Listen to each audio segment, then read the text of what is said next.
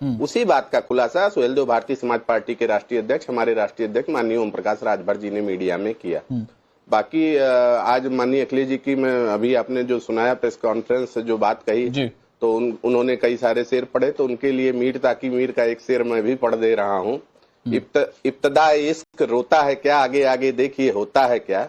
महाराष्ट्र आपने देख लिया, बंगाल देख ही रहे हैं, उठापटक चल रही है, और ये उत्तर प्रदेश है। उत्तर प्रदेश ही दिल्ली का रास्ता खोलती है। आपको आगामी दिनों में आपको दिखाई पड़ जाएगा कि समाजवादी पार्टी के जो प्रमुख महासचिव हैं राम गोपाल जी, वो कौन सा लव लेटर दिन के उजाले में जेब में डाल रहे थे माननीय। अच्छा, मुझे एक बात बताइए, ये भारतीय जनता पार्टी का कोई नेता नहीं पकड़ पाया कि वो लेटर क्या था, उसके अंदर लिखा क्या था।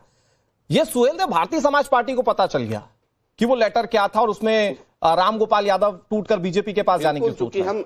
हाँ बिल्कुल,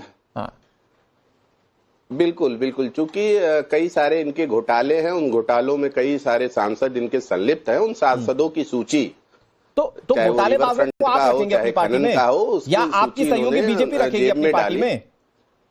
नहीं, जिसको ईडी सीबीआई का डर है, मतलब घोटालेबाजों को आप लेंगे अपनी पार्टी में, या उनका साथ आपको चाहिए क्या? हाँ, वही अनुराग भाई। नहीं अनुराग भाई, ये तो बात अब ये माननीय राम गोपाल जी ने बताया ना कि कितने सांसदों की सूची उन्होंने माननीय अमित शाह जी को सौंपी। अच्छा, ठीक है, और किस किस वो भ्रष्टाचार में संलिप्त है, उनको बचाने के लिए तो मतलब आप ये कहना चाह रहे हैं, अच्छा, हमारे समाजवादी साथी बैठे हुए हैं, ये तो आप ये कहना चाह रहे हैं कि अखिलेश यादव अगर कह रहे हैं कि जो डर गया वो बीजेपी में गया, तो वो डर गया वाला शब्द राम गोपाल यादव के लिए इस्तेमाल किया अखिलेश यादव ने?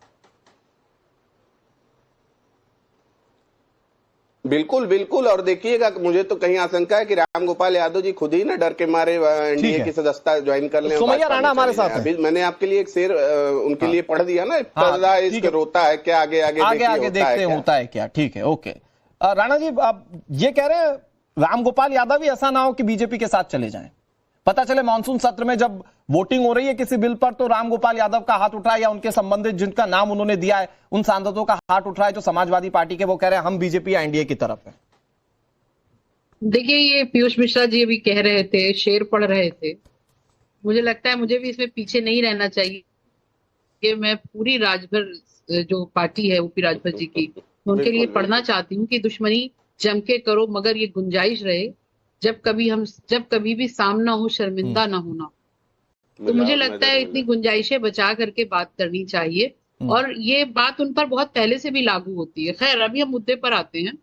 बात ये है कि पूरे खत का मफहूम तो पता है जो दिया गया, लेकिन उसके नाम नहीं पता है, और उसका कारण भी पता है लेकिन नाम नहीं पता है। ये इन लोगों की अंतरात्मा एक्चुअली बहुत जागती रहती है, सोती रहती है।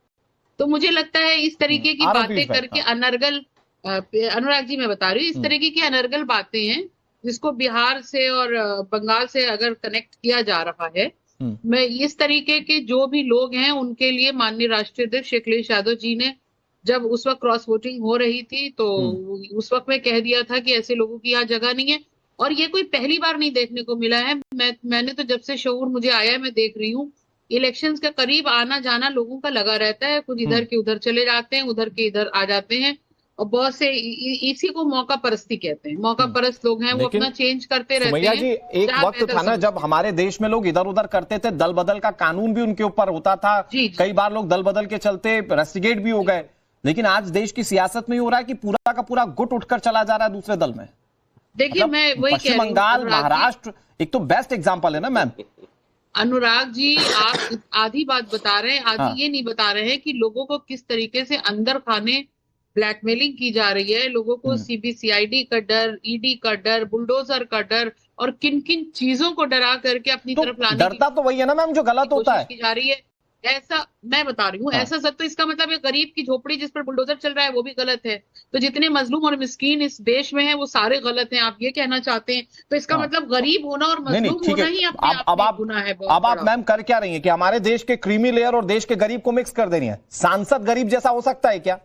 मैं आपसे क्या कह रहा हूँ, ऐसा नहीं है कि अरे भाई, सांसद साहब तो अपने आप में कई सारी पावरों को लेकर चल रहे हैं ना। बिल्कुल, उनको डरने की जरूरत क्या है जब तक गलत ना किया? जरूरी नहीं है अनुराग जी कि सांसद है तो वो गुनाहगार हो गया। वो देश के संविधान का हिस्सा है, देश की सबसे बड़ी सदन का हिस्सा है, और अगर आप उसको ये कह दें कि वो सीधे कि वो क्रिमिनल है या वो गलत है, तो ये गलत बात है।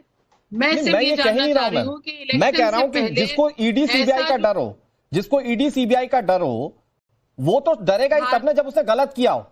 अरे भारतीय जनता पार्टी ने तो साधु संतों तक पे लाठियां चलाने से नहीं बाज आए। संजय उन्होंने राणा जी, किसको छोड़ा है, कौन से ऐसे वर्ग को छोड़ संजय दिया राणा है जी, जिसको कोई परिस्थिति दिया हो? ऐसी दिख रही है क्या क्या? वो मतलब भी क्रिमिनल है, वो भी गलत है, समाजवादी वो भी पार्टी तो बहुत गलत है। कंफर्टेबल पोजीशन में दिख रही है, जिसका अपना वोट बैंक है, जिसने पिछली बार की लोकसभा इलेक्शन में अच्छा परफॉर्म किया है, अभी बहुत सारी अपॉर्चुनिटी जो है वो अगले विधानसभा चुनाव में है।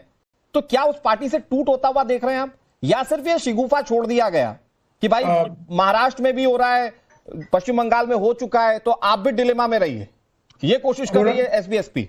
अनुराग भाई, गुड इवनिंग फेलो फ्रेंड। देख, बड़ा सिंपल सी बात है, जितने भी बयानवीर थे और जितने शेरो शायर थे, जितने भी शेरो शायर थे देश में, चाहे बयानवीर ममता बनर्जी हो, चाहे बयानवीर उद्धव ठाकरे हो, चाहे संजय राउत साहब हो, देखिए उनकी पार्टियों का क्या हाल हुआ।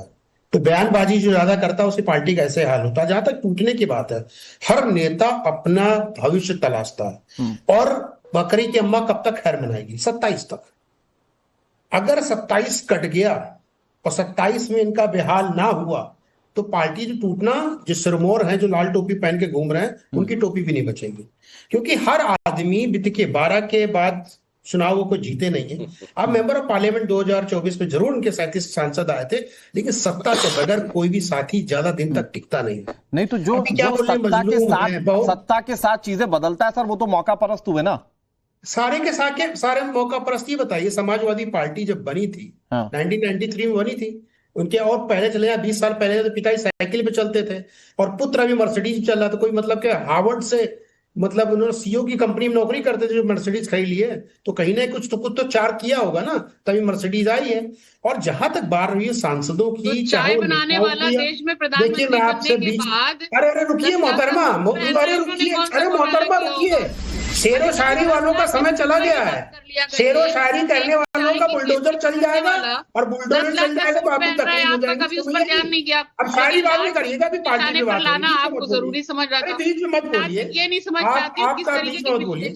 बड़ी सिंपल सी बात है, अखिलेश यादव, अनुराग भाई इस समय देश में ट्विटर की लड़ाई कर रहे हैं। उनके पास एक मुद्दा बता दीजिए मुझे, एक मुद्दा समाजवादी के लिए जो उत्तर प्रदेश की जनता के लिए हो। विकास के बारे में कभी बात करते हैं, रोजगार के बारे में कभी बात करते हैं, उद्योग धंधे के बारे में कभी बात करते हैं, सिर्फ पीडीए की बात करते हैं।